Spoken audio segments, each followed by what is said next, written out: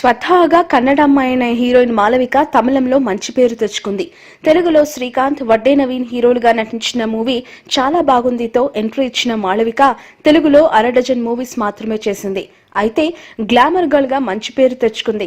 కన్నడంలో ఒక సినిమా మాత్రమే చేసిన ఈమె తమిళంలో 25 చిత్రాలు చేసింది.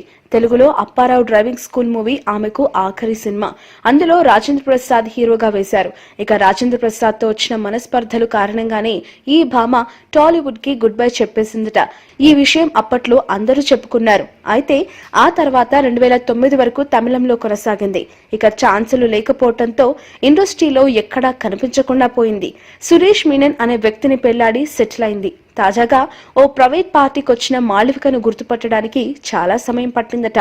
మాళవిక ముఖారవిందం కూడా మారిపోయింది. అయితే సడన్ గా చూసిన వాళ్ళు షాక్ అయ్యారు. మరి ఎందుకిలా మారిపోయి దర్శనమిచ్చిందో తెలియదు గానీ ఆమె ఫ్యాన్స్ మాత్రం బాధపడిపోతున్నారు. నిజానికి మాళవిక ముంబైలో నివసిస్తోంది.